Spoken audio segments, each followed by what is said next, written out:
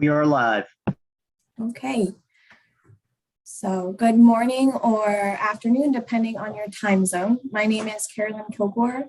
I am the designated federal officer or DFO for the Science Advisory Board Drinking Water Committee, augmented for the Contaminant Candidate List, CCL5 review. The CCL5 committee was established to review EPA's draft 5th Drinking Water Contaminant Candidate List and 3 associated support documents.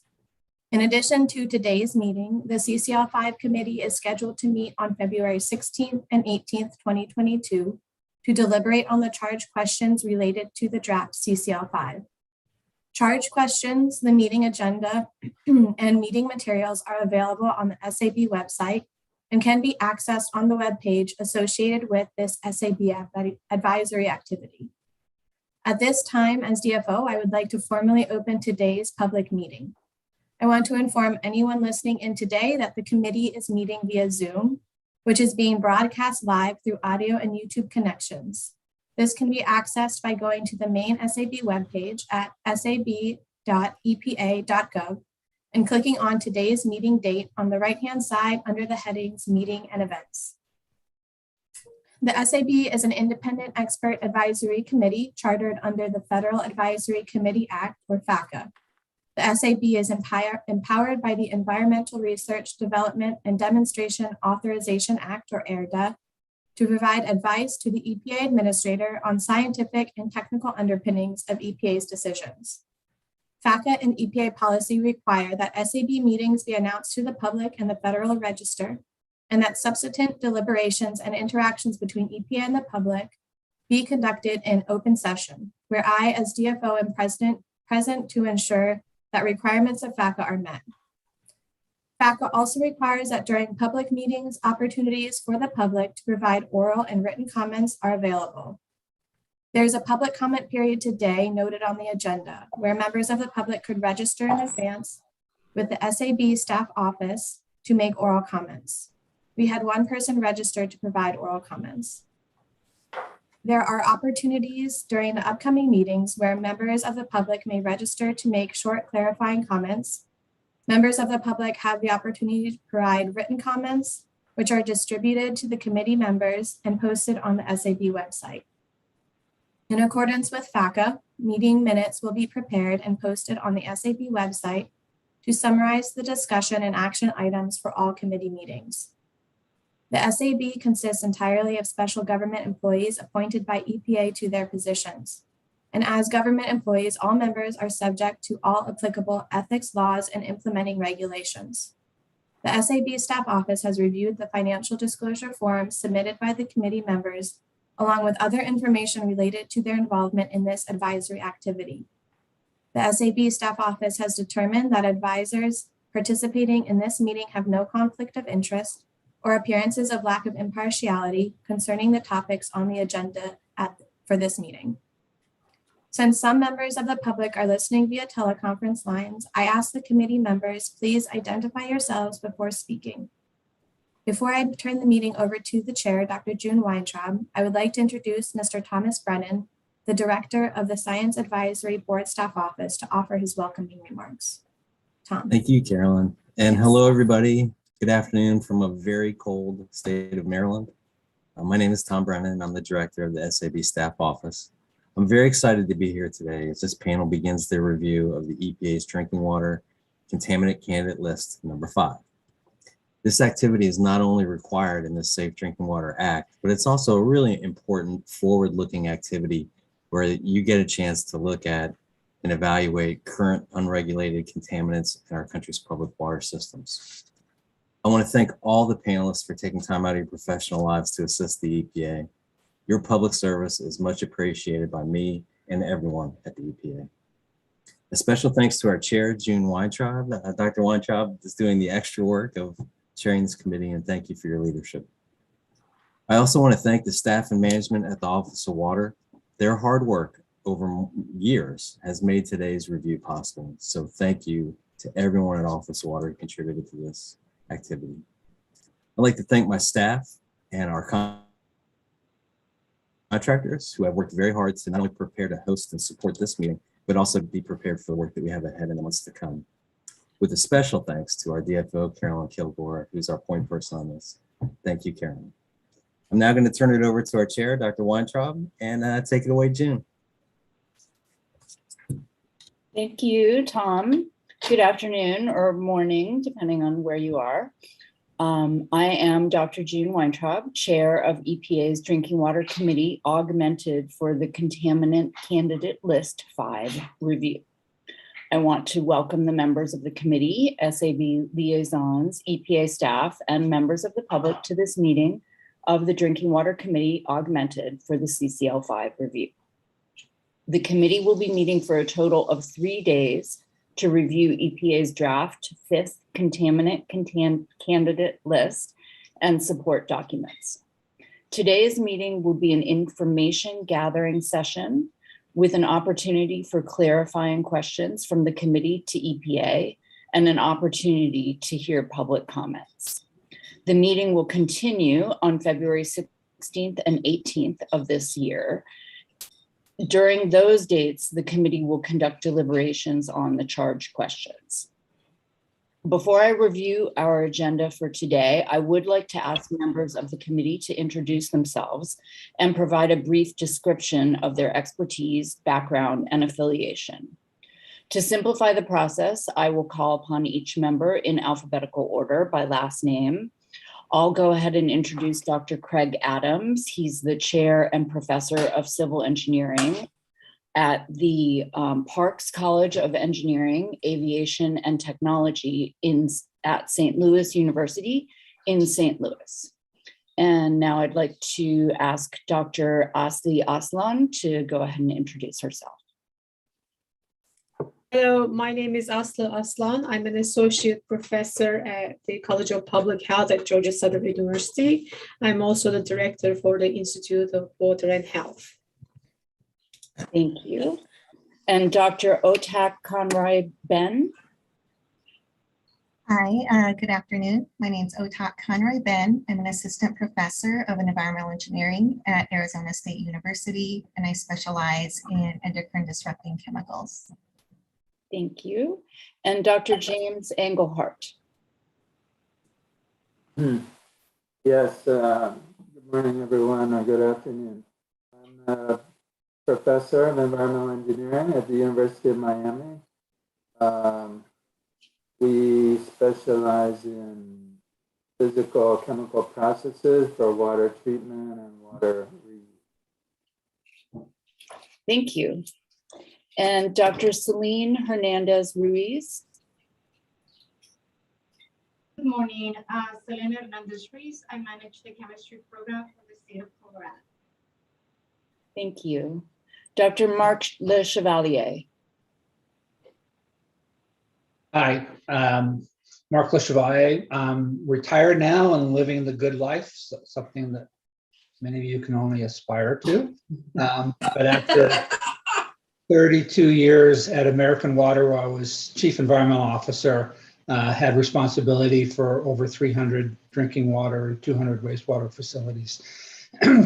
I currently do some part-time consulting, and my background is in microbiology. Thank you. And Dr. Angela Long. Good morning, everybody. Angela Leung, I'm a physician and associate professor of medicine at UCLA in the VA Greater Los Angeles healthcare system. I'm a thyroidologist, so an endocrinologist by training, and I have research interests in thyroid and endocrine disrupting chemicals. Thank you. Dr. Rainier Lohman. Good afternoon, morning, Rainer Lohmann. I'm a professor of oceanography at the University of Rhode Island. I'm also the director of a Superfund Research Center on PFAS, and I'm an environmental chemist by training, and I work with a range of organic pollutants. Thank you. Dr. Sarah Page. Hi, my name is Sarah Page. I'm the water treatment specialist for the Utah Division of Drinking Water, and my specialty is emerging contaminants. Thank you. Dr. Rebecca Sutton. Hey, my name is Rebecca Sutton. I'm a senior scientist with San Francisco Estuary Institute, where I specialize in emerging contaminants and microplastics. Thank you. And Dr. Felicia Wu. Hello, everyone. My name is Felicia Wu, and I'm the John Hanna Distinguished Professor of Food Safety, Toxicology, and Risk Assessment at Michigan State University.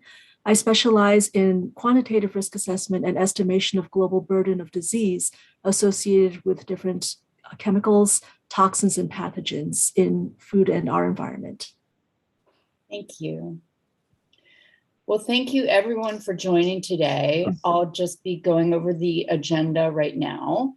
And as indicated on the meeting agenda, we will first hear from EPA's Division Director of the Office of Water, Office of Groundwater and Drinking Water, Mr. Eric Burnison, for some opening remarks. This will be followed by a presentation from Ms. Kesha Forrest and Ms. Nicole Tucker from EPA's Office of Water on the draft 5th contaminant candidate list. This will be followed by an opportunity for the committee to ask any clarifying questions regarding the materials to be reviewed. We'll be combining the next 2 agenda items so that EPA can review the charge questions at the same time, followed by an opportunity for clarifying questions by the committee. We will then take a 15-minute break at approximately 3 p.m. Eastern Time. Following the break, we'll hear public comments. We have 1 registered public commenter who will address the committee. Public comments are limited to 3 minutes for the speaker. If there are questions from the committee for the speaker, I would like to limit them to 1 or 2 questions per speaker. I also ask that the speaker provide brief responses. There will be a second public comment opportunity on February 18th. Members of the public who wish to provide short 2 to 3 minute clarifying comments on the 18th should send an email to the designated federal officer, Carolyn Kilgore, by 3 p.m. Eastern Time on February 17th. Her email address is on the SAB meeting website. After today's public comment period, I will review the committee assignments and discuss administrative reminders before recessing today. We will reconvene on February 16th at 12 p.m. Eastern Time to begin deliberations on the charge. Now, before we begin, I would like to ask the committee members if you have any questions about items on the agenda.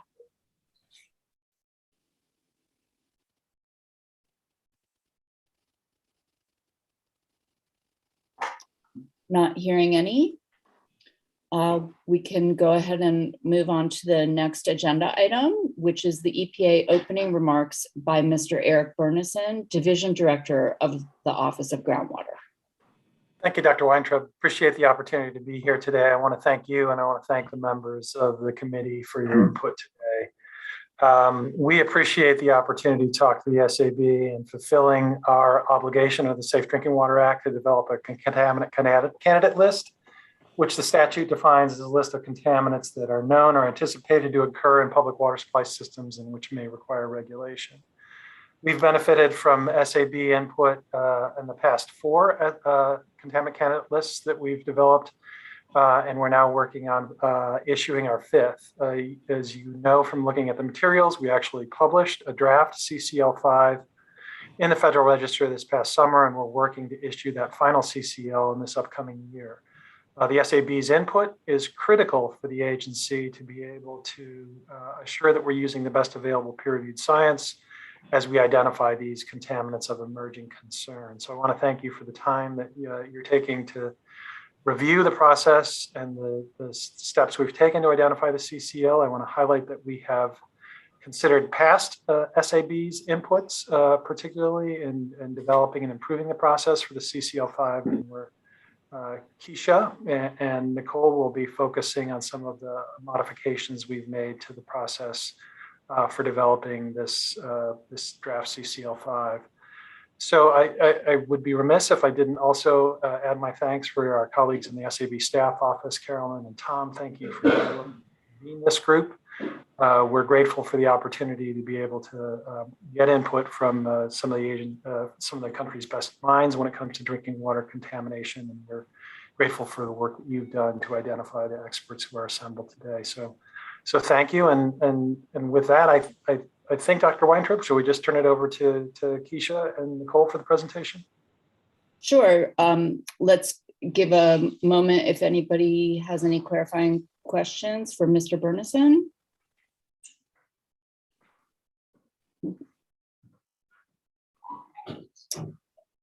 And in that case, we can, yes, go right ahead to the next agenda item, which is the Office of Groundwater and Drinking Water's presentation.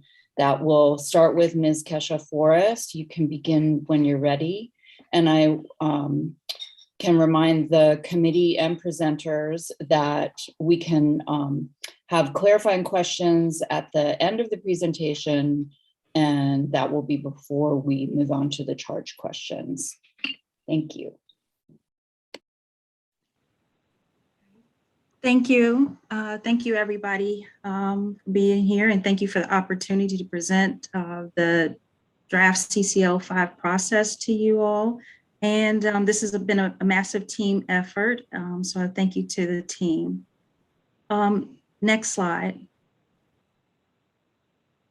So for today's presentation, I will cover the statutory and regulatory background for CCL, including the goals and objectives of CCL and its interrelationship with the regulatory determination process, and also the unregulated monitoring, the unregulated contaminant monitoring program. Next, I will briefly cover the CCL history and of the previous CCLs, and then transition to the current draft CCL 5. I will also provide an overview of the CCL 5 chemical selection process, and then my colleague Nicole Tucker will cover the microbial selection process used for the draft CCL 5. Lastly, I will briefly cover the next steps in our process. Next slide. The 1996 Safe Drinking Water Act amendments require that the EPA publish a list of contaminants every 5 years that are known or anticipated to occur in public water systems and that are not subject to any proposed or promulgated national primary drinking water regulation, and that may require regulation. In developing the CCL, CITWA requires that EPA must consider the substances listed under the Comprehensive Environmental Response, Compensation and Liability Act, and also the pesticides registered under the Federal Insecticide, Fungicide, and Rodenticide Act, or FIFRA. CITWA also requires that we consult with the scientific community, including SAB, and that we must provide an opportunity for public comment. Next slide. In addition to meeting the CITWA requirements that I mentioned on the previous slide, other objectives of the CCL are to identify contaminants with the highest potential for drinking water exposure and the greatest potential for public health concerns.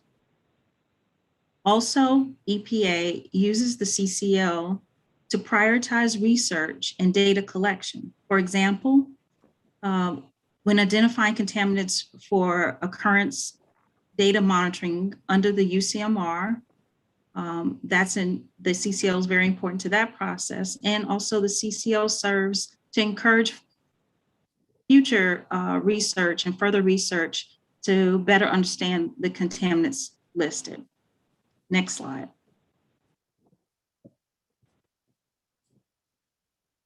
The CCL process is part of a larger framework, which I will review in our next slide.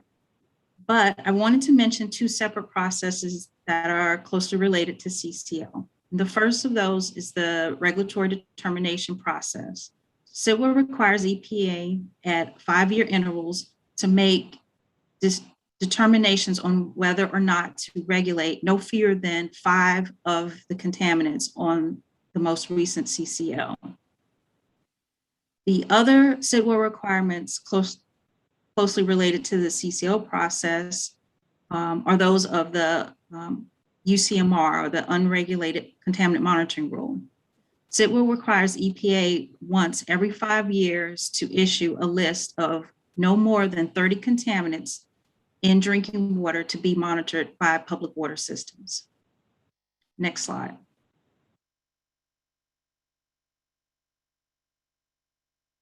This slide shows the overall CIDWA regulatory framework for drinking water contaminants as it was laid out in the 1996 amendments. The important takeaways from this slide are that of the connections between the CCL regulatory determination process and the UCMR process. When listing contaminants on the CCL, we consider and look at the data collected under the UCMR process, and vice versa. When UCMR, when the team is developing their list, they traditionally take a look or start with looking at the contaminants on the drafts on the CCL. Moving to the regulatory determination process, as I mentioned, on a 5-year cycle, EPA must make positive or negative determinations on at least 5 contaminants from the contaminant candidate list. Once a positive determination is made, a contaminant is subject to an extensive rule development and review process. Also to note, as we move from the CCL process to the rule development process, the data requirements become more specific and more stringent. Next slide. After the 1996 amendments, EPA published the first CCL in 1998, and it consisted of 60 contaminants. After making regulatory determinations for 9 contaminants on that list, the remaining 51 contaminants were carried forward for CCL2. When developing the third CCL, EPA considered recommendations it had received from the NAS's NRC and the NDWAC, the National Drinking Water Advisory Council, and implemented a 3-step process. That updated process resulted in a list of 116 contaminants, and that was published in 2009. For CCL4, EPA chose to use an abbreviated process and carried forward the CCL3 list with the exception of 9 contaminants. That included 6 contaminants with proposed or pending regulatory determinations at the time, and 3 canceled pesticides. And we also added 2 publicly nominated contaminants to the list. Those were manganese and nonylphenol. July of last year, we published the draft CCL5 for public comment. Prior to publishing the draft CCL5 in 2018, the agency published a Federal Register notice requesting public nominations of contaminants for potential inclusion on the draft CCL5. I will go over that process in another slide in more detail. When drafting the CCL for this cycle, we have modified the process in response to prior recommendations that we received from SAB and the public, but maintain that overall 3-step process that was implemented for CCL3. Next slide.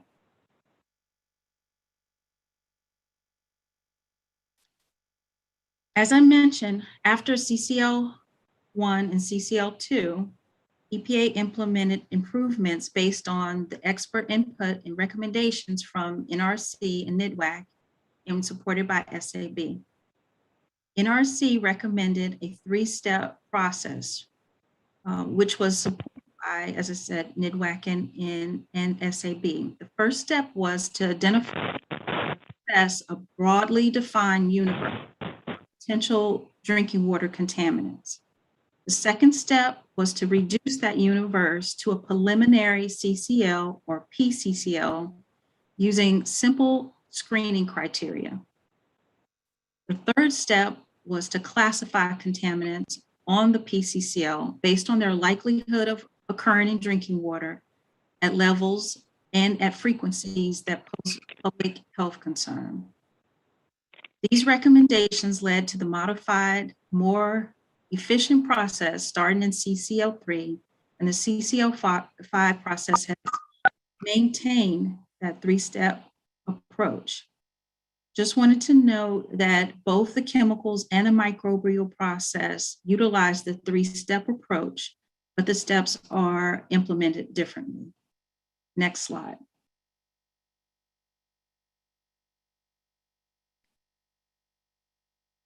NIDWAC in their 2004 report provided recommendations that built upon NRC's recommendations and included two main guiding principles for constructing the universe. The universe should include those contaminants that have demonstrated or have the potential occurrence in drinking water, and the universe should include those contaminants that have demonstrated or have potential health effects. In addition, they also recommended that EPA should screen the universe of contaminants based on available data. It was also recommended that we integrate expert judgment throughout our CCL process and conduct an active surveillance and nomination process to identify data and new and emerging contaminants. Also, it was recommended that we apply an adaptive management approach to implement the CCL process that can be improved upon in future cycles. These recommendations,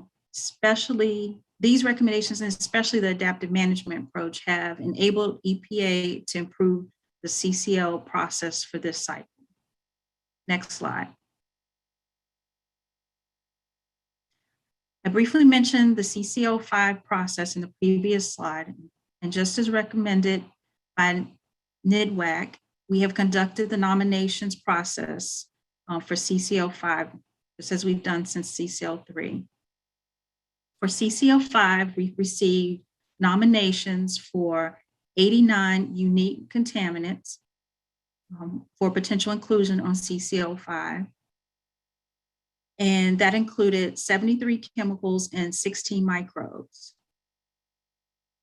Nominated contaminants included chemicals used in commerce, pesticides, disinfection byproducts, and pharmaceuticals, et cetera, and also waterborne pathogens.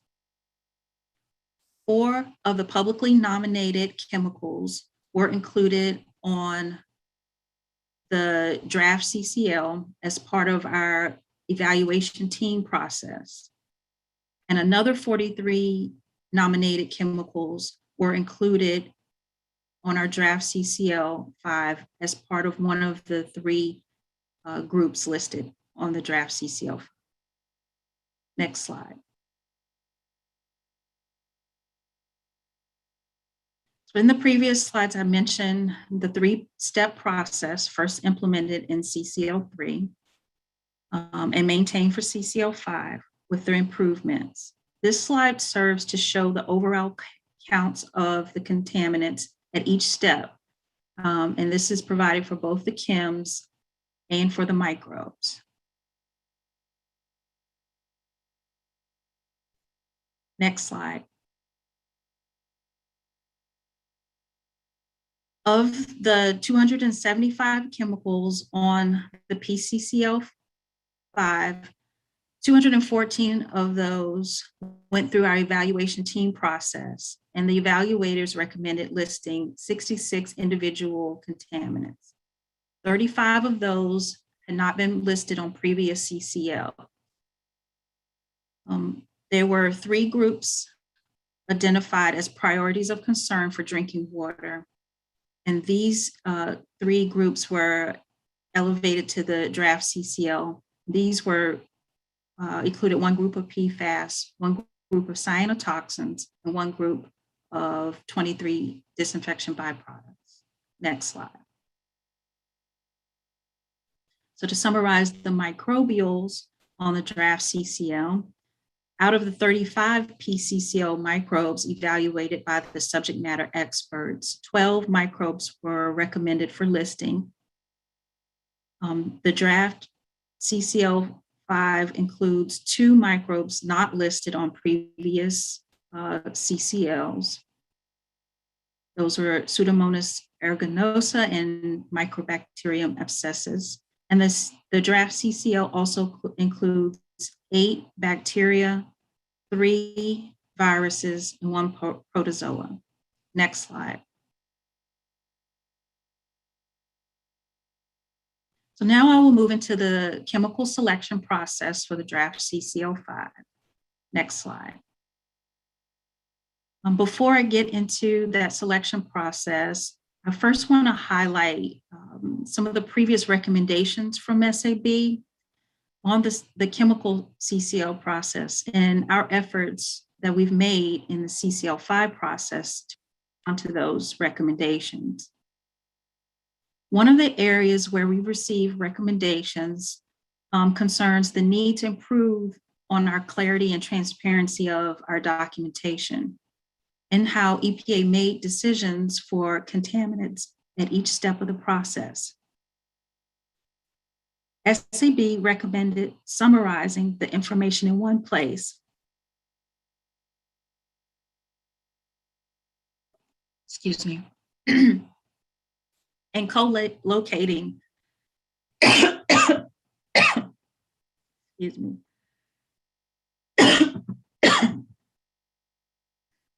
co-locating the CCL3 and CCL4 documents and making use of hyperlinks. Also, it recommended that we present the results of the screening and classification process in a way that explicitly outline the scoring schemes used in applying the selection criteria. Next slide, please.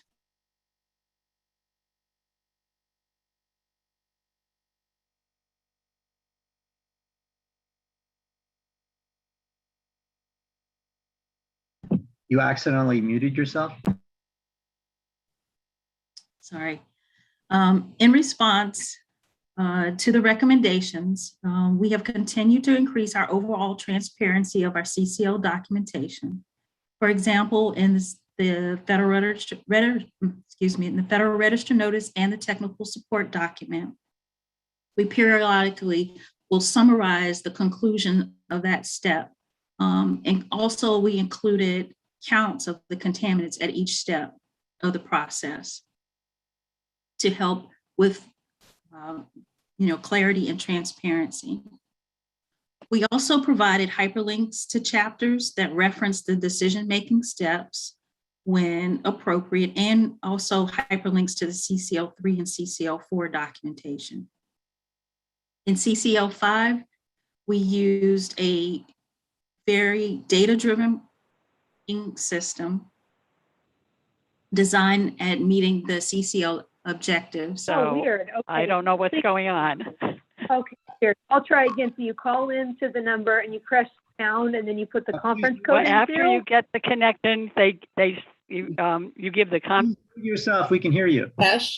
Kesha, why don't we take a quick break and let whoever is having trouble muted.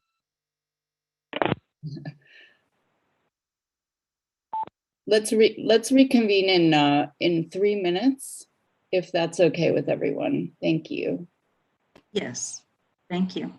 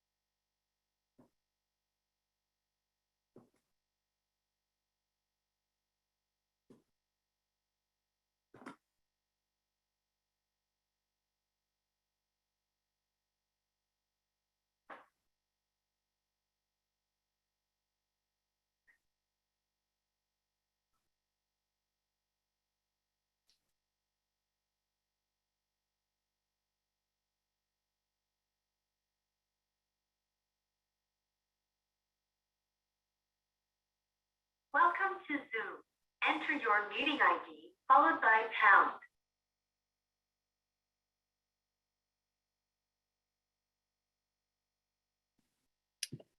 Thank you, everyone. I think we're ready to restart here on slide 16 from the Office of Water. Thank you. Thank you for that break there. So I think where I left off was, discussing the CCL5, our screening system.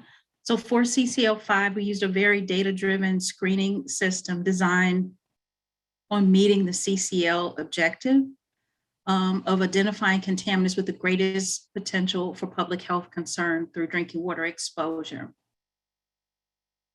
So in our Federal Register notice and our support documents describing this process, we've done that in great detail. We have included the listing of the data elements used in screening, also presented the health screening levels and the scientific justifications, also establishing and presenting in a transparent and reproducible the scoring rubric that has been also described in our technical support documents and also in the Federal Register notice. We've also described a process for assigning the data elements for each chemical and calculating the screening score and the overall selection process for the chemicals for the PCCL. Next slide. Another area where we received SAB recommendations related to canceled pesticides. It was recommended that we evaluate canceled pesticides, assessing their use and occurrence data, including evaluating their transport and fate information and persistence. For CCL5, EPA evaluated canceled pesticides and excluded those that were or are not considered to be persistent in the environment, and we excluded these from the PCCL. And I will go over that process in more detail in a separate slide. Next slide. SAB previously provided recommendations on our data selection process. For this round of CCL, when compiling the universe, we took an additional effort to prioritize the extraction of data elements that were most relevant to the CCL5 goals. For example, one occurrence source provided percent detections and concentration, and they also provided molecular weights, so we extracted the percent detects and the concentrations, but did not extract molecular weights. That's just one example of how we implemented this for CCL5. Next slide. So another recommendation was that EPA should consider the feasibility of listing contaminants as a group rather than listing them as individual chemicals, and that we should also consider listing more DBPs. For CCL5, we listed 3 groups of contaminants on the draft CCL and included a group of DBPs as well. Next slide. SAB recommended that support documents include a summary of how CCL contaminants are further evaluated during the regulatory determination process. And for CCL5, we have provided a summary of that evaluation process and included a table summarizing the data availability. So that has been provided as in the technical support document and in the Federal Register notice, along with the approved EPA analytical methods, whether they are available or not. Next slide. The SAB recommended that we utilize the UCMR data as it becomes available and also consider NHANES biomonitoring data or human exposure in this process. And so for, and another recommendation was that we also consider conducting literature searches to identify new and emerging contaminants.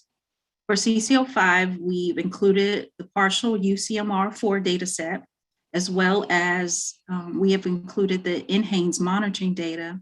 And also we included peer-reviewed studies as primary data sources when compiling the CCL5 universe for chemicals. Next slide. So now I'm going to move into the actual steps that we took for the chemical CCL selection process. So the first step in that process was to build a chemical universe. To do this, we first identified and assessed potential data sources based on the 4 data source assessment factors that were previously established. And those were, we looked at the relevancy, redundancy, completeness, and retrievability. Then we extracted the relevant data sources from the, we extracted the relevant data elements from those data sources that were identified that met the 4 assessment factors. And the data must either show that the contaminant occurs or has the potential to occur in the environment, and or that the contaminant has known or potential health effects in humans.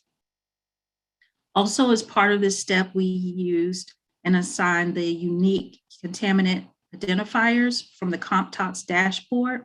These are known as the DTX IDs. And then we added additional CompTox data to our universe. And that data included the toxicity endpoints and physical chemical properties. Next slide. So this slide is showing the counts, and as a result of step 1 in our process, our universe contained approximately 22,000 chemicals.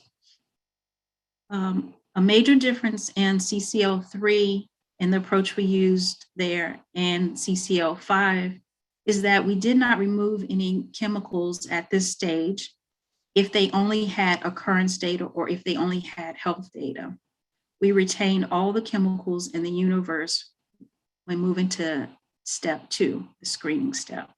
Next slide. So step 2 is the screening process where we screen the universe chemicals down to a PCCL or preliminary CCL. In response to previous SAB comments, we developed a new approach to rapidly screen a significant larger universe of contaminants and better identify those contaminants with the greatest potential for public health concern.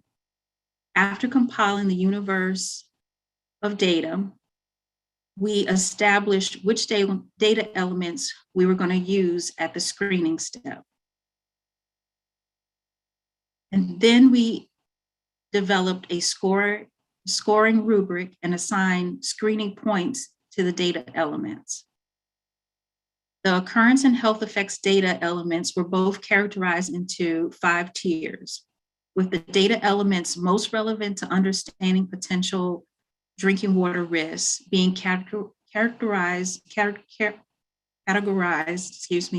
into tier 1. Those data elements in tier 1 would have been things such as RFDs, cancer slope factors, and our screening hazard quotient. Tier 5 contained data elements indicating a relative indirect potential for drinking water risk, such as release data and percent activity in CompTox assays. We then calculated a screening score for each chemical in our universe. And that screening score was the sum of the health effects and occurrence screening points. Next slide. So after calculating screening scores for each chemical in the universe, we selected the top 250 scored chemicals for the PCCL. At this stage, we considered the publicly nominated chemicals and added any nominated chemical to the PCCL if it was not already present in that top 250 chemicals. There were some chemicals that were excluded at this step. They included chemicals with recent regulatory determinations and canceled pesticides that were not persistent in the environment. Next slide.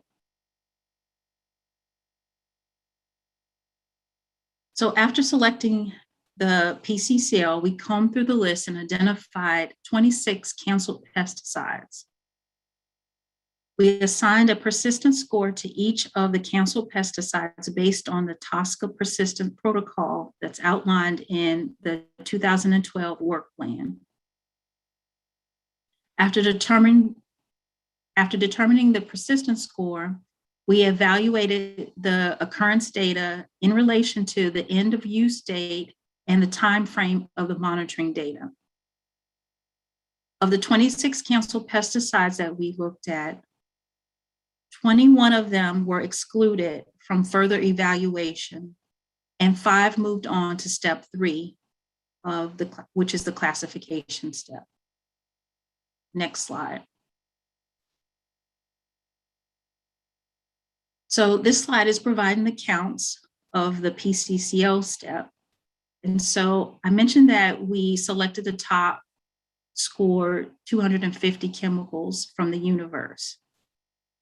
There were 3 chemicals that had the identical score of the 205th chemical. And so therefore, that gave us 252 chemicals from the universe as our starting point. And then we had 53 publicly nominated chemicals that were not already included in that top 250 scored chemicals, and they were added to the PCCL.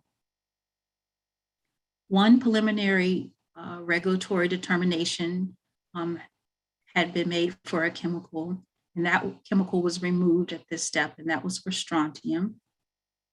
And there were 8 CCL4 chemicals that had recent regulatory determinations, and they were removed at this step. And then the 21 canceled pesticides that were not considered as persistent in the environment, they were removed at this step. So that gave us a total of 275 chemicals for PCCL5. Next slide. So we started this 3rd step, which is our classification step, with the 275 PCCL chemicals. And we needed to conduct literature searches to see if there were, or if we could identify additional data that would not have been included in our universe from a primary data source. There were 13 publicly nominated chemicals in which we did not identify any occurrence information through our literature search. We also didn't receive any occurrence data from them provided by the nominators. So the evaluation teams agreed that these 13 contaminants did not warrant further consideration, and we didn't take them further in our process.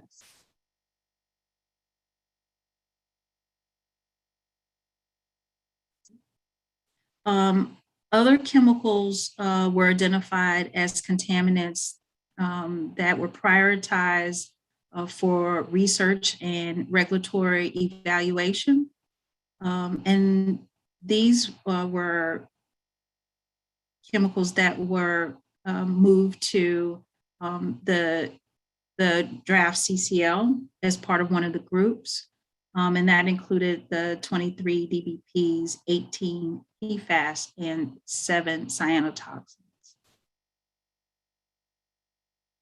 So for the remaining 214 chemicals, we developed chemical information sheets with all of the health effects data and occurrence data that we collected on each contaminant.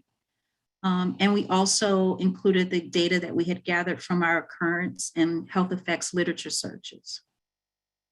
We calculated health concentrations, which are HRLs or health, excuse me, our HRLs and CCL screening levels.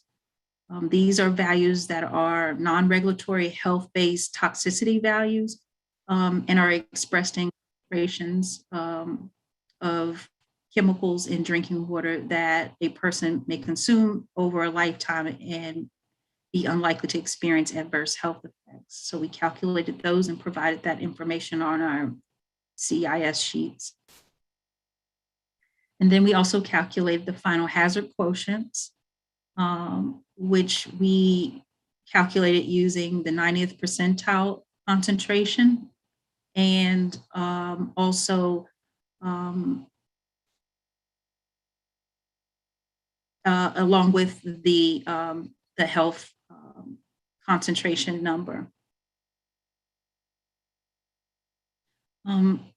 We also determined the 4 attribute scores.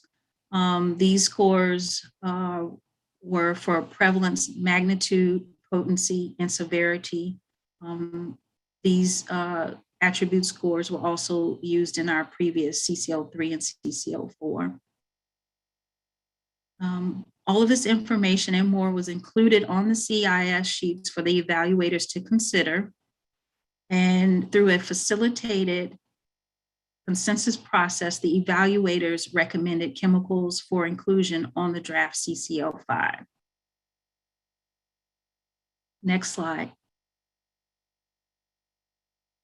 So this slide provides the chemical counts at the classification step.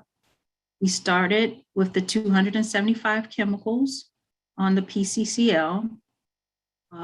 23 DBPs were elevated to the draft CCL, the 7 cyanotoxins, and the 18 PFAS. These chemicals were elevated to the draft CCL as part of one of the groups, as I mentioned.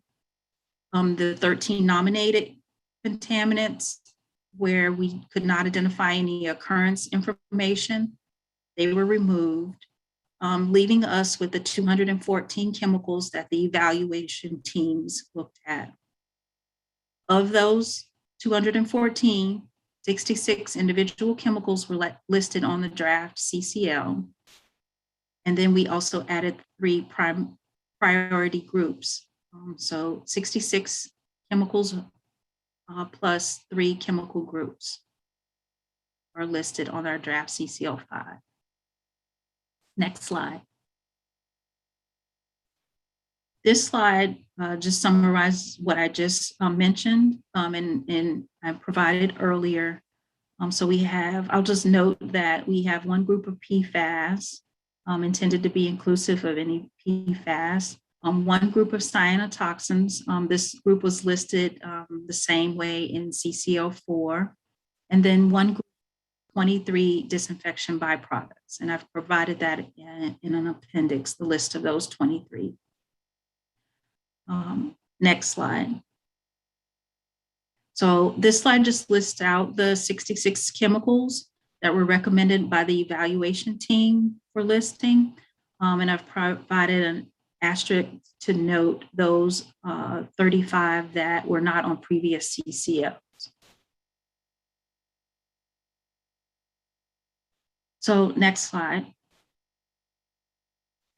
So in step 2 of the CCL5 process, I mentioned that we selected the top 250 scored chemicals based on their screening score for inclusion on the PCCL5. To ensure the efficacy of our screening process, we developed a logistic regression model to validate the selection of that top 250 chemicals or top 250 scored chemicals. And the model was used to obtain the probabilities of listing at the highest screening score, so at the top of that PCCL 5, and then also the probability of listing based on the screening score directly below that PCCL top 250 list. So while the screening point system was designed as a tool for screening from the universe to the PCCL and not for listing as a listing tool, we still had a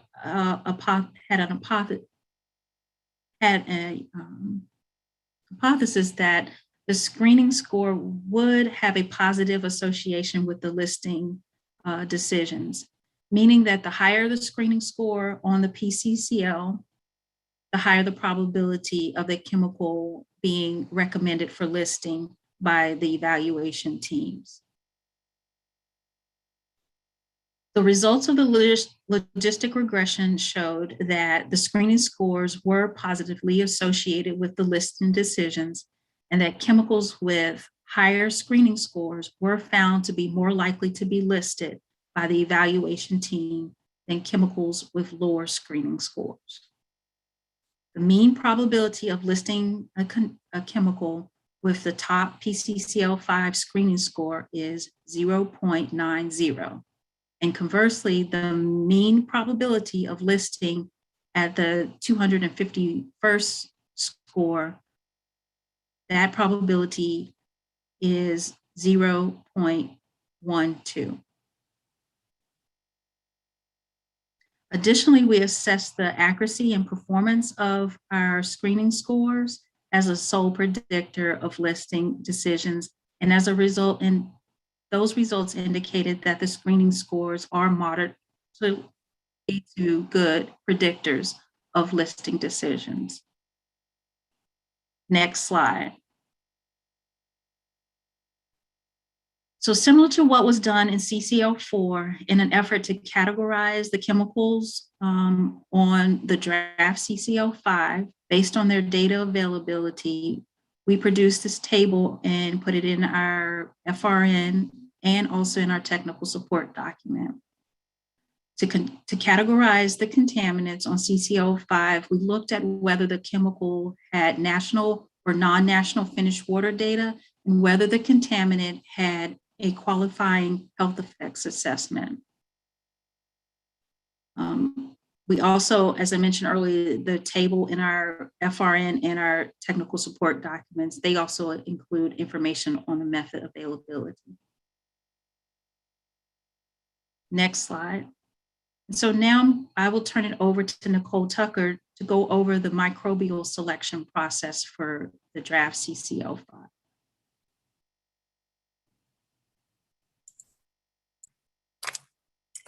Thank you, Keisha. So as Keisha said, the chemical and the microbial contaminants follow the same overarching steps for CCL, identifying a broad universe of contaminants, then screening the universe to select for a PCCL, then finally evaluating the PCCL contaminants to select for a CCL.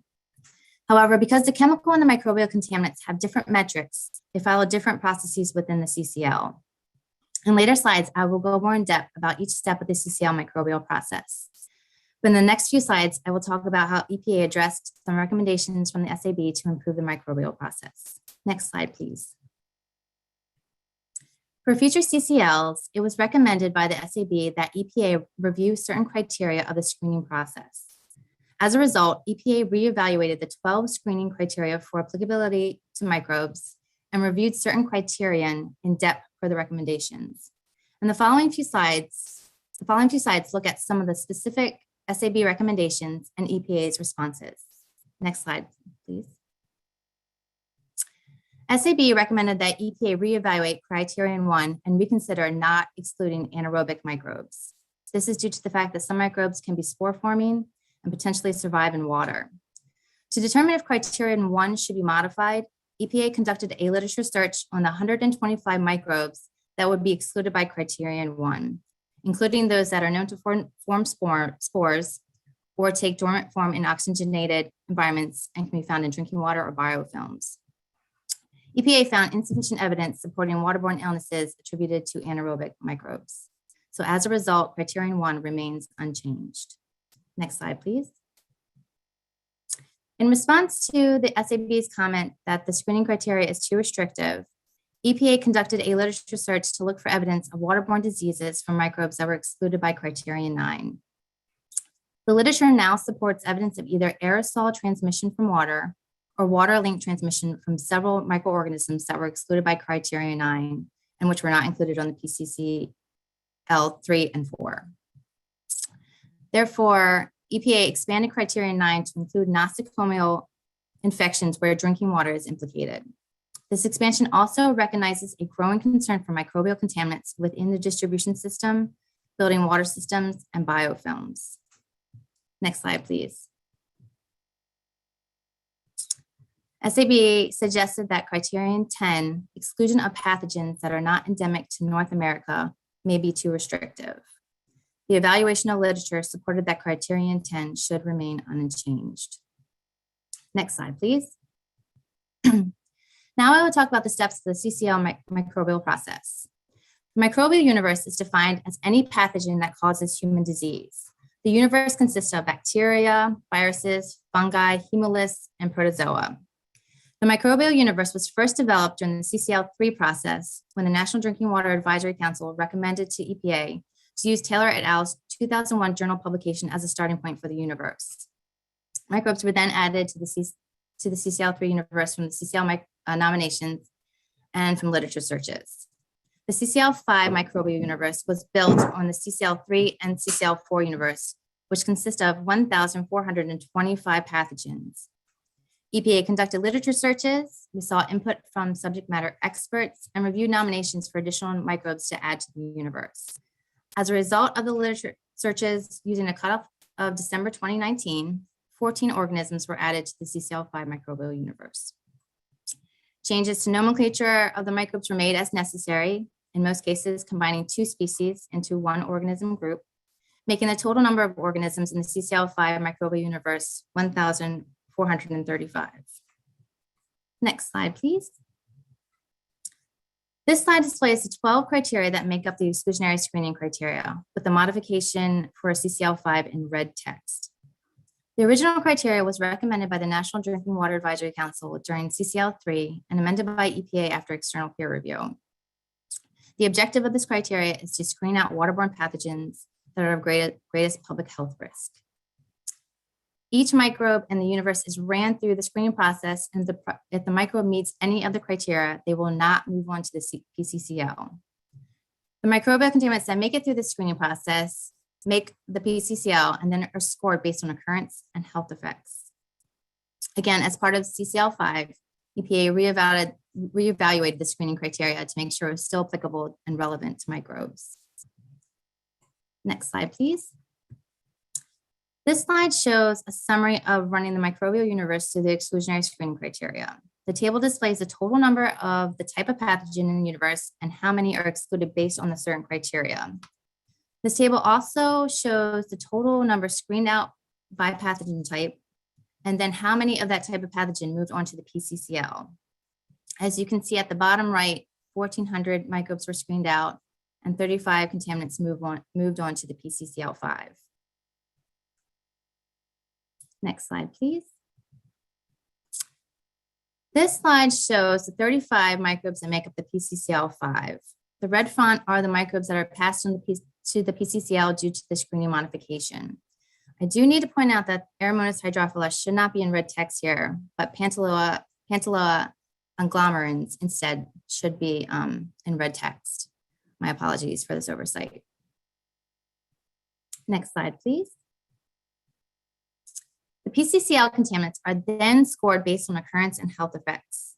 Occurrence is scored looking at 2 pieces of information: waterborne disease outbreaks, the highest score there being 5, and by occurrence in water, which is supported by literature, the highest score there being 3. Out of the 2 scores, the highest score will be used for occurrence. For health effects, we score microbes' health effects for the general population, and then we score for 4 different sensitive subpopulations, which include children, the elderly, pregnant women, and people with chronic diseases. We then take the general population health score and add it to the highest sensitive subpopulation health score and times it by 5/14 to normalize the score to the occurrence score. And finally, we add the occurrence score to the total health effect score for a total composite score. Next slide, please. The slide shown here is the protocol for waterborne disease outbreaks. CDC defines waterborne disease outbreaks as 2 or more people linked epidemiologically by time, location of exposure to water, and type of illness. This is the case for all microbes evaluated for CCL except for Naegleria fowleri, in which one case is considered an outbreak. For this protocol, we look at the number of outbreaks that occurred within a specific time frame, or has the microbe ever caused a waterborne disease outbreak in the US or another country, or if the microbe has never caused a waterborne disease outbreak, but has been epidemiologically associated with water-related disease. The microbe is then scored accordingly. For past CCLs, we use CDC's Morbidity and Mortality Weekly Reports, better known as MMWRs, to tally the waterborne disease outbreaks.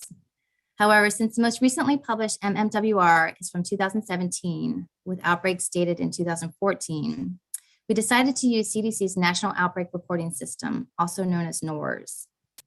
NORS is the closest thing we have to real-time surveillance. However, NORS is a dynamic system, and the outbreaks can be updated and even revised at any time. So we made sure we documented when we pulled the waterborne disease outbreak data.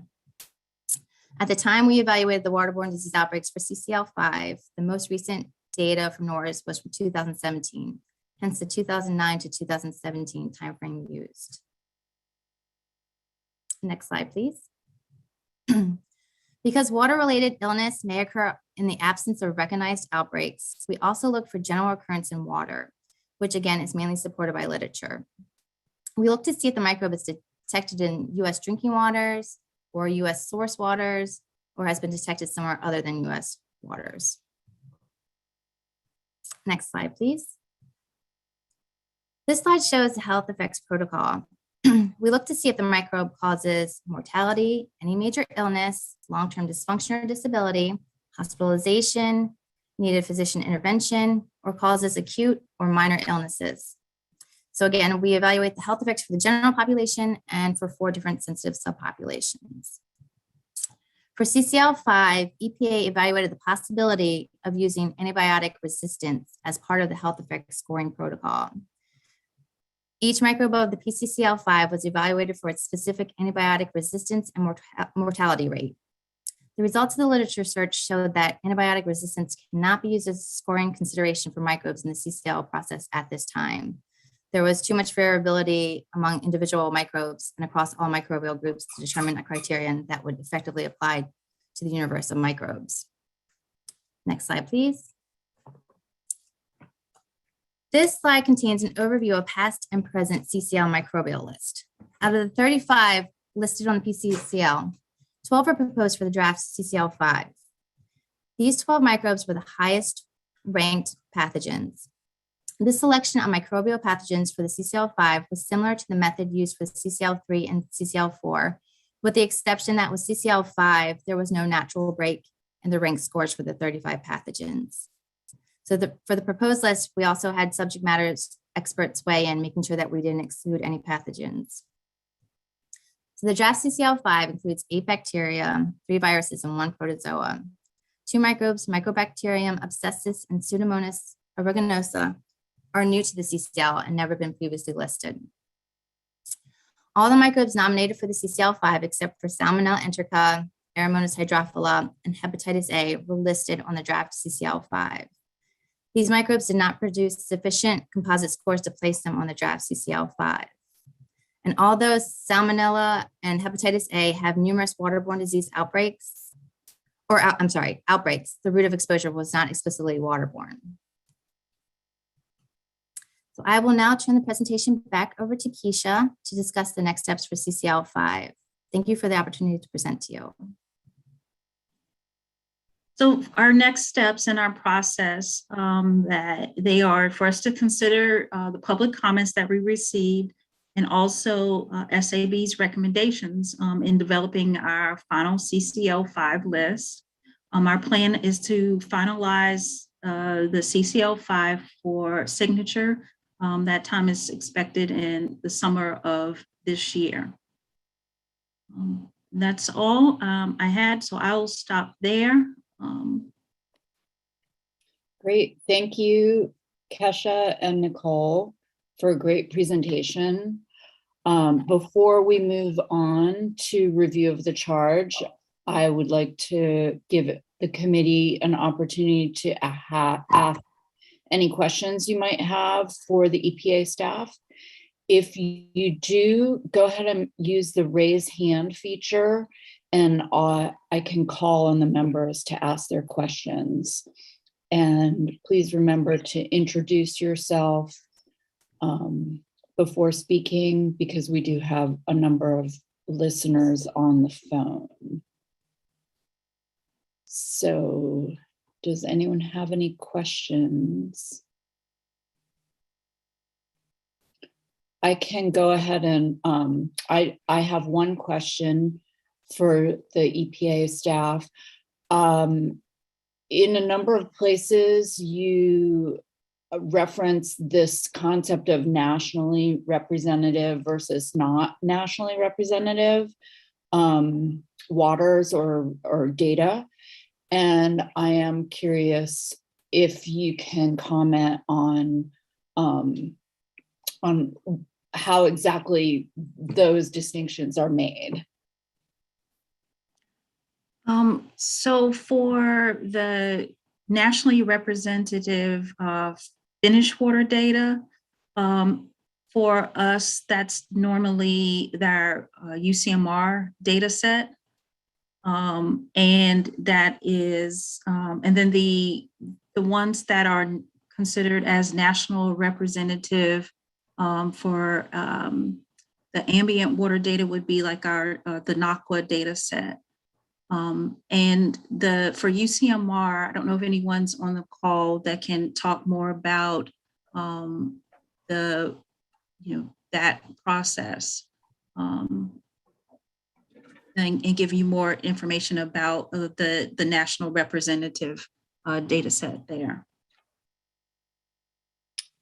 I think that's sufficient for now. And if we may want to explore that a little further later. Okay. I do see a few hands, and I'll just call on them in the order that they're showing up on my screen. So let's start with Dr. Lohman. Rainer Lohman, University of Rhode Island. Thank you very much for that wonderful overview. I had a question. The approach to removing pesticides that were short-lived, have you considered looking into them forming stable metabolites or breakdown products that actually then would be a problem again? We didn't look into that during this process. You're asking about the metabolites or breakdown products of those cancel pesticides. No, I mean, if they were in our universe, they would have gone through the process as their that individual breakdown product, but we did not look specifically at the breakdown products of those 26 cancel pesticides that were on our PCCL. Gotcha. Thank you. Thank you. And let's now go to Dr. Le Chevalier. Hi. I'll start by commending EPA for a great and very comprehensive process. The broad universe and the clear process for screening, particularly like the validation process and the public input, I think makes this a very robust and strong process. My question and my focus will be particularly on the microbes. Yeah, there's a criteria for excluding prior regulated contaminants, but it's not clear in reviewing the information why certain viruses are listed, because they would be regulated either under the surface water treatment rule, the groundwater rule. And well, I'll start with that. I actually several kind of follow on that same question. For example, why is E. coli is regulated under total coliform, but E. coli 0157 is listed as a pathogen. So a couple of these things where there seems to be inconsistency, either excluding them or adding them, and that process, just as I go through it, it's not really clear in my mind how consistent this is applied. Maybe that's for Nicole. Yes, thank you for that. So from my understanding that the E. coli 157 is not picked up in regular methods for E. coli. I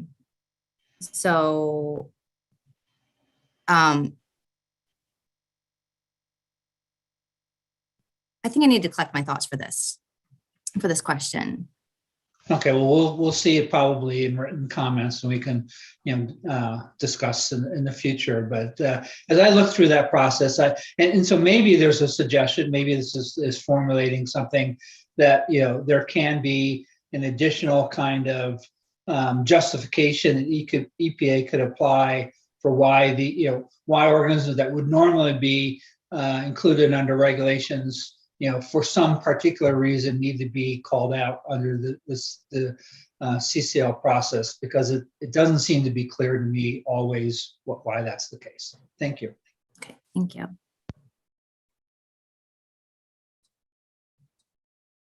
Did you have a follow or additional questions, Mark, or did you want to move on? Sure, I'll take one more. The cyanotoxins were included in the UCMR4 monitoring, and largely, much to my surprise, because I really thought we would see a ton of cyanotoxins. But sometimes as a researcher, the more interesting question is when you thought something was going to happen and it didn't.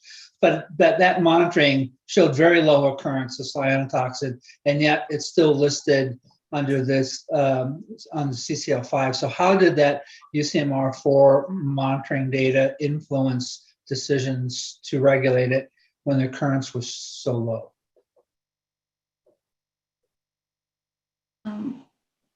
That's a good question from the Kims. I was trying to see if Katie Foreman is on and would like to respond to that. Yeah. I can definitely respond. Yeah, thanks for the question. And we are seeing low occurrence with the UCMR preliminary results for sure. But if you recall, the UCMR monitoring only monitored for a select cyanotoxins, not the full group, and it is included as a group on the CCL. And deciding to take sort of those next contaminants to the next step of potentially through a regulatory determination process would be the next step, rather than taking them off right now off of the CCL, as the UCMR data set is not finalized quite yet. But I would expect that cyanotoxins as a group, we didn't monitor for all of them. So we'll have to make some decisions, in the next CCL in particular, once we have the full UCMR data set and then know the rest of the universe of cyanotoxins that we don't have data for, that we know continue to still be a problem. Does that help answer your question? Well, it does somewhat, but I mean, and maybe, this is reflected in a number of people that have commented on this as kind of this off-ramp. The only off-ramp to make a regulatory decision, or when monitoring data shows up that the occurrence isn't as low as we look more into this, there's an opportunity to take it off based on the occurrence data rather than just require a regulatory determination. So again, maybe just more clarity or more language around that kind of thinking and decision process, because the CCL process is used to prioritize, research and focus. When we have information like, well, for some of the toxins anyway that were monitored where the occurrence is low, maybe that's a justification for not continuing it, even if there's not a regulatory determination. I don't know, maybe in this process there needs to be a clarity or process to change the, ideas once more data become clear, and maybe the reasons for justifying for listing them are now lower. So something we can discuss as a committee, I guess. All right, well, thank you. June, that's all my questions. Thank you, Dr. Le Chevalier. I think one of the themes that we probably will be carrying throughout this three-part meeting is recommendations for EPA to improve the process for CCL 6. So I think we'll just be kind of cataloging that as we go along. Now, next, I'd like to call on Dr. Hernandez Ruiz. Hello, Keisha and Nicole, thank you so much for the presentation and actually explaining the entire process for those of us that are new. I do have a question regarding the redundancy. It reads in here that the data source does not contain information identical to other more comprehensive data sources also being considered. So I was just wondering during the process if, let's just say that you have two sources of data and they both have values for each of the categories, but the values are different.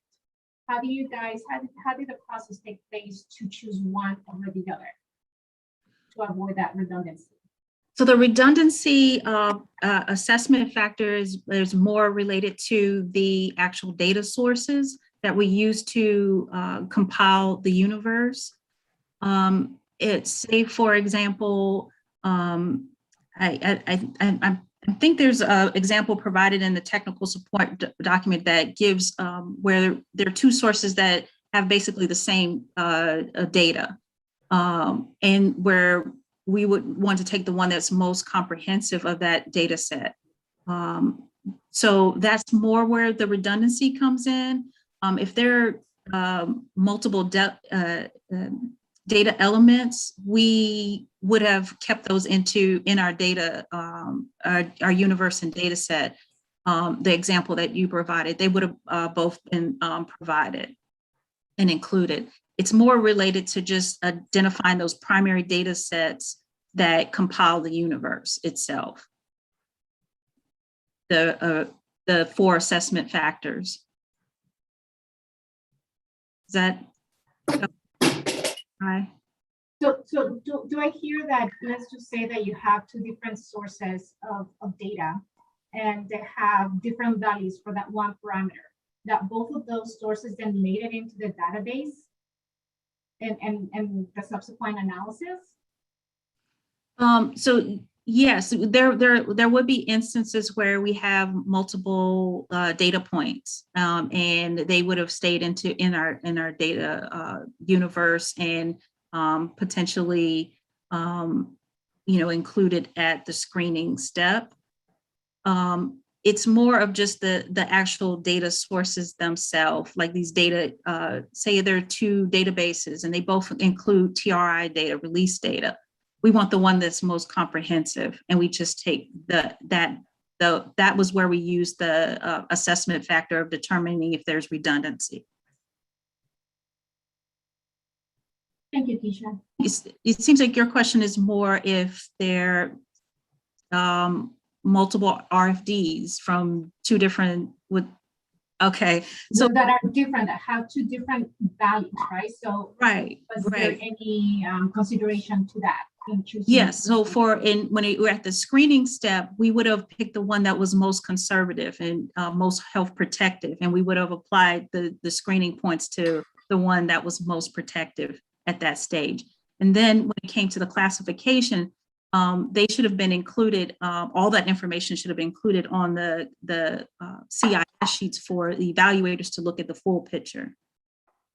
Gotcha. That actually answers my question. Okay, it's not, the redundancy was not applied to those assessment factors. Thank you so much. Okay. Thank you. And next we have Dr. Sutton. Hey, Rebecca Sutton. I have 2 questions. The first is about the scope of contaminants that can be addressed with the CCL process. And specifically, I'm wondering whether a contaminant like microplastics, which is not a discrete chemical, but a particle made up of diverse chemicals, can be addressed through CCL. So that I would say, you know, if it's does the CIDWA language, does it, you know, allow for that to be incorporated? You know, I think like you were alluding to that it's kind of, I don't know what the definition is, how that, you know, plays in to it.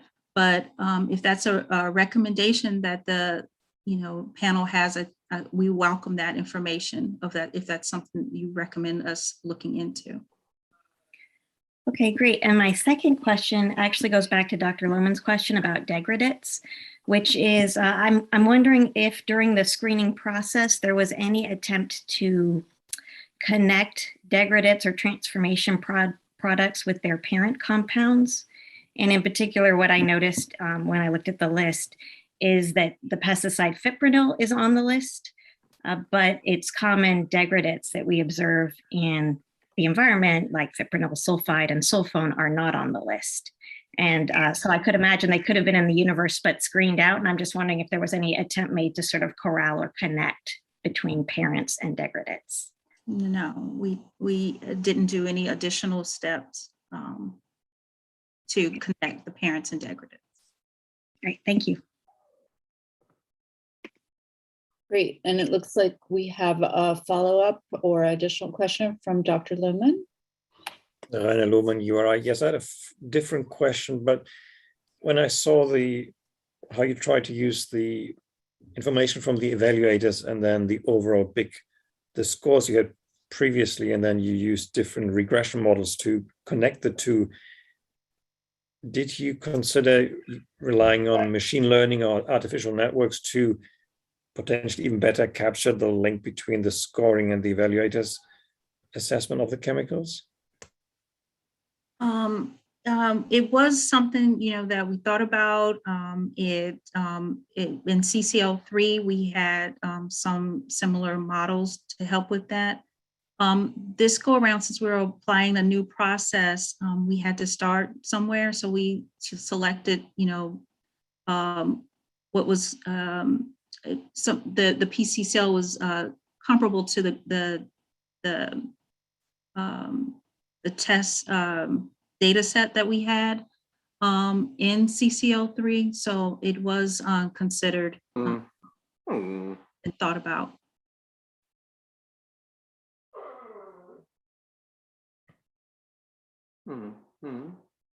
Does that answer your question, Dr. Lohmann?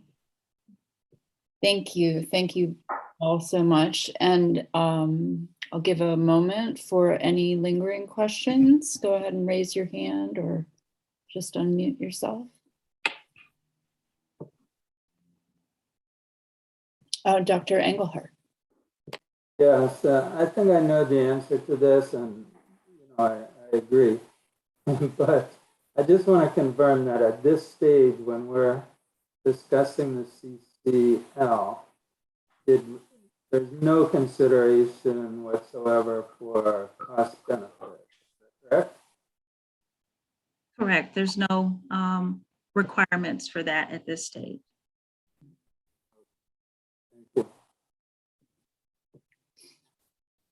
Thank you. Anyone else? Dr. Lohmann, did you put your hand up again? Yes, sorry, I have one last question out of curiosity. In the European Union, chemical legislation is very different from the US, and through the REACH process, chemicals have to be nominated and basically submitted with data, and several chemicals are not resubmitted. So basically they're left off the European market. Is that information that EPA can get access to? Because clearly those chemicals are of concern for one reason or another. So just wondering if there's any cross-talk between agencies. Are you speaking of under the REACH program? Yes. I'm wondering if they have a data set that was evaluated for this for our CCL5. Can you give me I'm going to see if someone from the team could take a look at that. Is Zainab on? Hi, Keisha. Yes, I am on. I don't believe we have used the REACH data set, at least to form the universe, but I will look into I'm sorry, the REACH program. I will look into if they have a data set that we could use, and so that we could consider that for future CCLs. Thank you. Thank you. Is there a data set that you're aware of that potentially from that program? No, okay. No.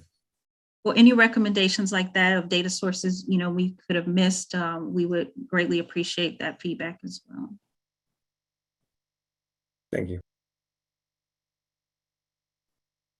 Thank you.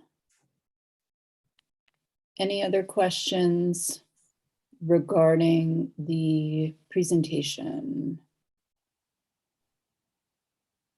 And if not, I think we can get ready to move on to the next two agenda items, which will be combining. This is the discussion of the charge questions and the opportunity to have any clarifying questions from the committee answered by EPA staff. So we'll go ahead and ask Kesha or Nicole to review each charged question and then pause after each one to give a chance for committee members to ask clarifying questions. Thanks. Okay. So the first charge question to SAB, please comment on whether the Federal Register notice published on July 19th, 2021, and the associated support documents are clear and transparent in presenting the approach used to list contaminants on the draft CCL5. If not, please provide suggestions on how EPA could improve the clarity and transparency of the Federal Register notice and the technical support documents. Hey Sue, how are you? Oops. Sorry, my earbuds just switched off. You there, Sue? Ryan, could you put yourself on mute, please? There we go. We got it. Did anyone have any questions on charge question 1, which is basically about the kind of overall transparency and presentation of the information? And again, we're not getting into the actual discussion of the questions, but rather discussion of whether the questions make sense and are clear. So the second charge question, please comment on the process used to derive the draft CCL5, including but not limited to the CCL5 improvements to assess the potential drinking water exposure, consider sensitive populations, and prioritize contaminants that represent the greatest potential for public health concern. Again, this one, we're looking for your feedback on our process we used overall, and in particularly really seeking that feedback on the changes and improvements that we've made throughout the process for the chems and updates to the micro process. Does anyone have any questions on charge question number 2? Oh, it looks like Dr. Conroy then. Go ahead. Hi, thanks. Great presentation earlier.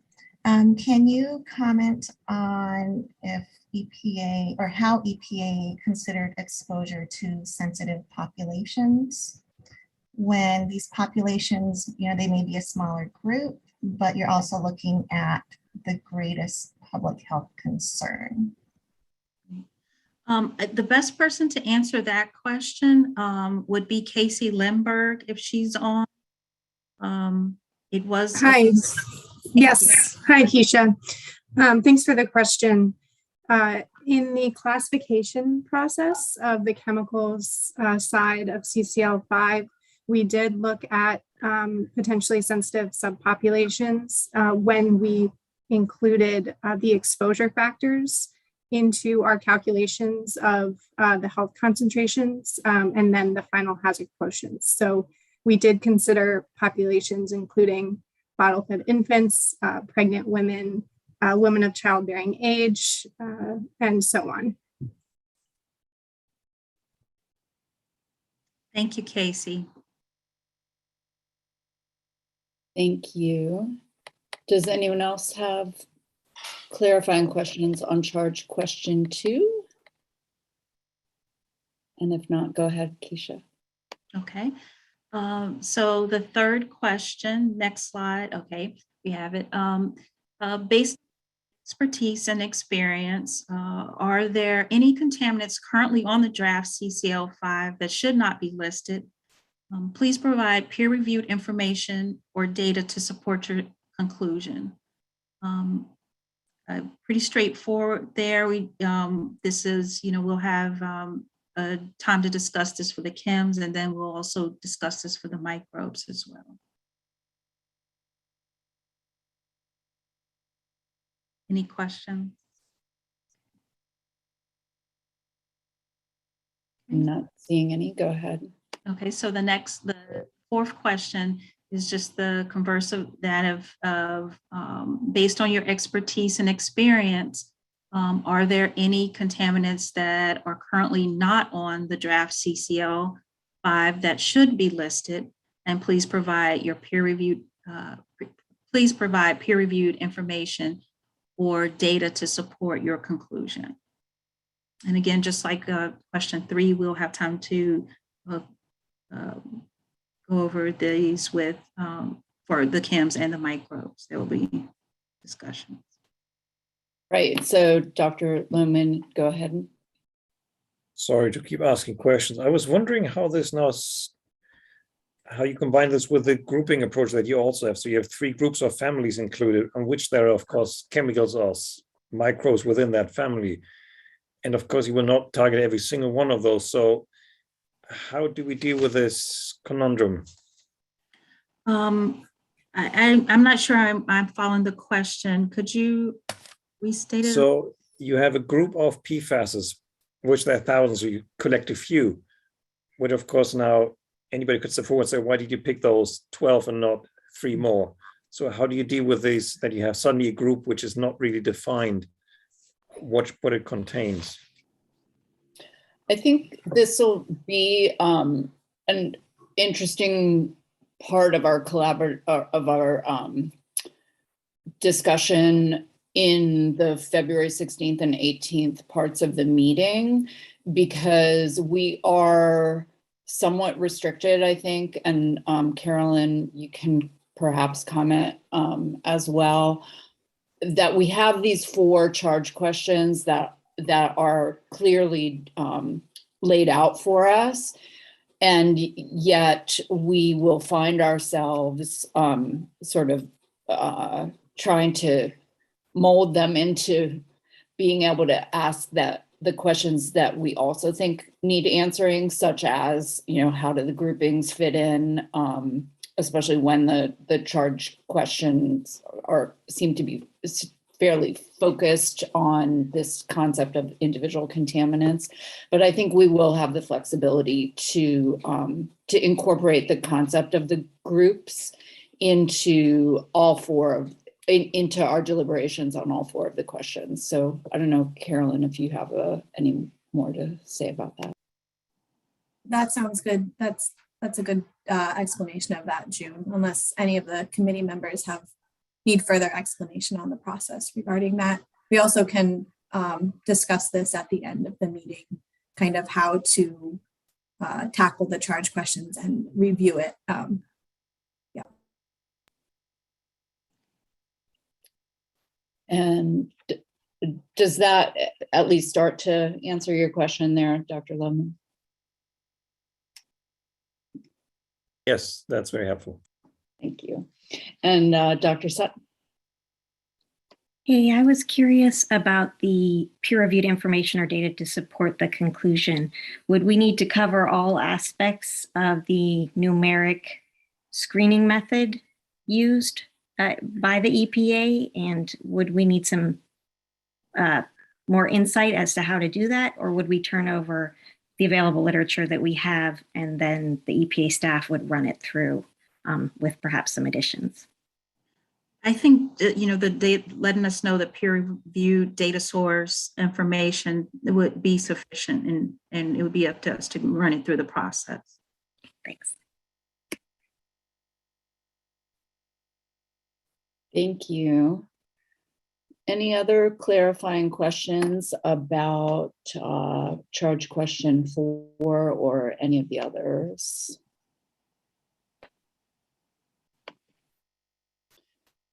And so seeing none, we are running a little bit ahead of time, which is probably fine with everyone.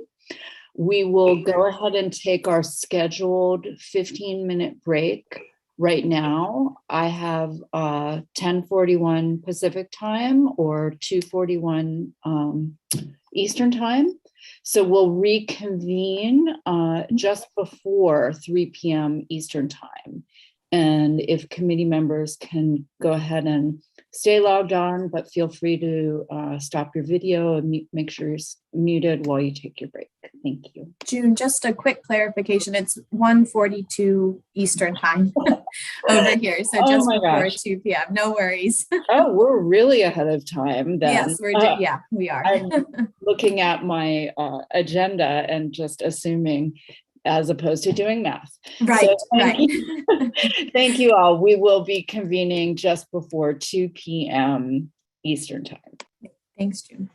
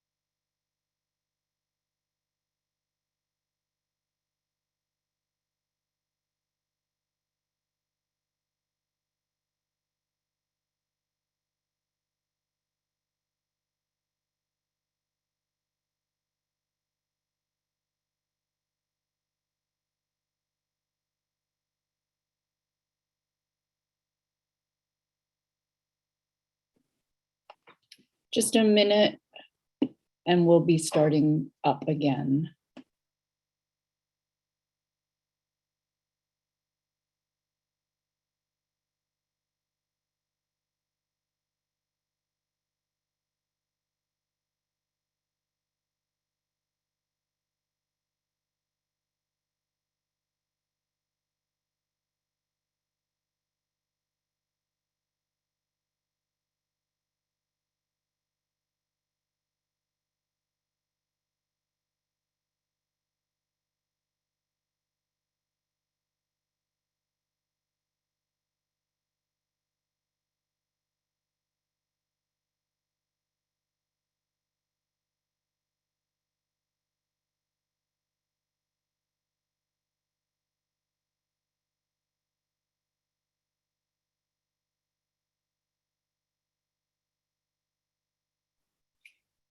Okay, we'll get ready to start back up again.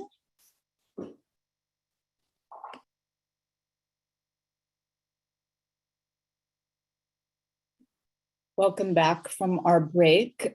Before we move on to the next agenda item, I wanted to give Keisha Forrest an opportunity to follow up on one of the questions we had before about the use of the REACH data or information. Yes, thank you. So I just wanted to clarify that we did look at the REACH dossier, and it was considered as a supplemental source for the CCL5 process. Supplemental data sources were used and considered for filling data gaps in the CCL process. So just to give you some, to make that clarification from earlier, just wanted to verify that. Thank you. And we will later on in the agenda be going over the process for submitting preliminary comments and then what we'll be doing on our February 16th and 18th meetings. And so there will be an opportunity to flag anything that looked like it was missing at that time, and we can discuss it further as part of this process. So now's the time that we'll be hearing from members of the public who have registered to provide the oral public comments. We had one registered speaker, Mr. Steve Vaya from the American Waterworks Association. And I would like to ask Mr. Vaya to limit his comments to no more than 3 minutes. And if SAB members have questions for the speaker, we can allow time for 1 or 2 questions after Mr. Vaya is finished. Thank you, Dr. Weintraub. Are you able to hear me all right? Great. For those of you that don't know the American Waterworks Association, we are a 501c3 education association that focuses on all aspects of water, but our home base really is drinking water. And our membership, about 50,000 professional members, on the order of 4,500 water systems, all of them being professionals that work toward providing water services here in the US, oftentimes drinking water. We really wanted to take this moment in time to communicate a few thoughts to you. I did submit written comments, and I'm just going to put a point emphasis on things that are there for you to read.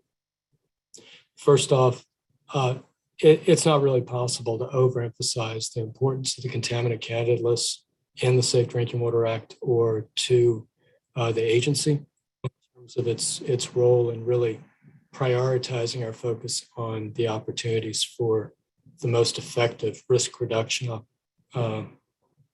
steps that we could take to reduce contaminants in drinking water, and steps that other programs can take to reduce the entry of contaminants of potential concern into waters that may ultimately become drinking water supplies.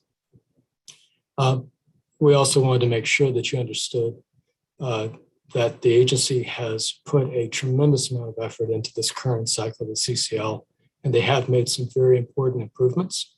The contaminant information sheets have continued to improve over the years. They really are evolving and getting better with each cycle, and this is a step in the right direction toward a better CCL, a more data-based decision-making process, as is the connection over to ComTox, which Keisha described a little bit. That said, the overview that you received, if you're not already steeped in the CCL, it may be helpful to you to look back at some of the previous SAB comments. And you may also want to look at the NIDWAC work group report from 2004. It's available on EPA's website. It's a quick introduction to many of the issues that you'll be talking about. And it really is an underpinning for both CCL3 and the current version of CCL5 that Keisha, Nicole, and Eric didn't have a chance to fully describe, given the time available. It's a quick read and gets to the key issues. There really is an opportunity for additional improvement in the spirit of adapting over time to doing a bit better job. And the opportunities for improved transparency really come in the decision-making process for what belongs on the final CCL. And one of the steps that you'll see in that NIDWAC work report that in essence you were fulfilling, which was an earlier anticipation in that NIDWAC recommendation, was outside expert review prior to proposal. That's not a part of EPA's current process, but perhaps your work could help fulfill that niche in the NIDWAC's recommendation. Thank you very much for your time, and very much appreciate y'all's work to help the agency. And again, if you could emphasize the good work that's been done, as well as the opportunity for a little bit more improvement, that would be much appreciated. Thank you so much, Mr. Vaya. Do any committee members have any questions?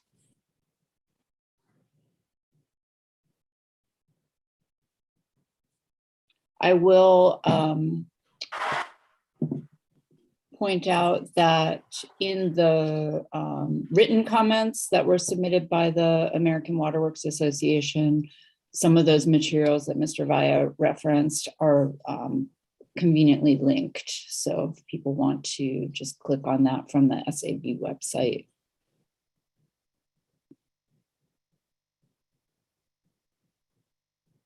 Thank you for the opportunity. Thank you. Does not look like we have any questions. So on behalf of the committee, I would like again to thank you for your comments, Mr. Vaya. And I want to now move on to the summary portion of the meeting. I will first thank members of the Drinking Water Committee augmented for the CCL5 review, the Office of Groundwater and Drinking Water, the SAB staff office, and members of the public. I did send a communication through our DFO, Carolyn Kilgore, to the committee on December 8th. And that described the lead discussants and the process for providing preliminary written comments for the corresponding charge questions. So what we are asking is that individuals provide their preliminary written comments to the charge questions to me and to Carolyn Kilgore by February 1st. We will then compile all the responses and distribute them back to the committee prior to the February 16th meeting. And in preparation for the February 16th and 18th parts of this meeting, we are asking the committee to review the EPA documents, respond to the charge questions, review your fellow committee members' responses, and then come to the meeting prepared to discuss your responses to the charge. All committee members are encouraged to respond to all charge questions relevant to your expertise. So please be sure to respond to both your assigned charge questions and the other ones that you are interested and would like to make comments on. In addition to the lead discussant assignments, there are also lead writers assignments, and those names were underlined. The lead writers are to prepare a written synthesis response for the specific charge question, and that will come after the February 18th meeting. The responses will be based then on the committee's discussion during the meeting, as well as the comments submitted by the individual committee members. So I would like to again thank all participants in the meeting today, and I look forward to committee's deliberations on February 16th. Carolyn will now provide a few Federal Advisory Committee Act reminders and recess the meeting.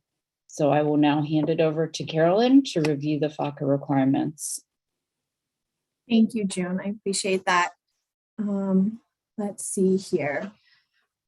So before I call a recess until our next scheduled meeting, I did want to provide a few reminders to the committee on procedures relating to discussion offline between committee members. You can all talk offline within small teams assigned to the charge. You may email one another if you wish to finalize or discuss your responses. However, I do ask that you do not email the entire committee because once that is done, it is considered a deliberation, and that type of deliberation must happen in an open forum, such as today's meeting. So in addition to not emailing everyone and maintaining any communication within yourselves, also please CC me on communications. That way I may keep a record, which is required by the Federal Advisory Committee Act. And as June, Dr. Weintraub mentioned, I will be creating a document of preliminary comments that you all submit to me. These preliminary comments, I want to note, will be posted on the SAB website for public viewing. Again, they will only be preliminary and will not necessarily be included in the final report, but I want to make clear that they will be available to the public. So your responses do not need to be completely formalized, since you'll have a discussion during the meeting on the 16th and 18th, which is when the committee will create more of their formalized, or your all formalized responses. So I'll just reiterate what June mentioned, that during the next two meetings, the lead discussants will be asked to provide a brief summary or synopsis of their responses to the charge. And then we will open the floor to deliberations and to any other committee members who are not assigned the charge, but wish to respond at that time in the meeting. I will be sending out additional communications to the entire committee on the upcoming process and timeline to help clarify any questions. And of course, please feel free to reach out to myself or to Dr. Weintraub if you have anything that you need clarified or help with the process or anything regarding the meeting.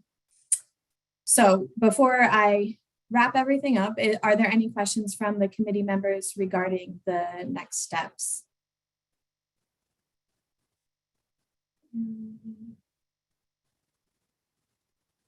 Don't see any. Okay. So with that, I would like to thank you all for your contributions today. Thank you, committee members, for your work leading up to this meeting and your commitment to the CCL5 review. I want to also thank the Office of Water for the presentation given today and all the hard work that was required for this CCL committee review to happen. I want to thank my SAB staff office colleagues and Director Tom Brennan for your support in this process, and to our contractors who are supporting the logistics of the meeting. And thank you again, Dr. Weintraub. So we are now officially on recess until our February 16th meeting, 2022 at 12 p.m.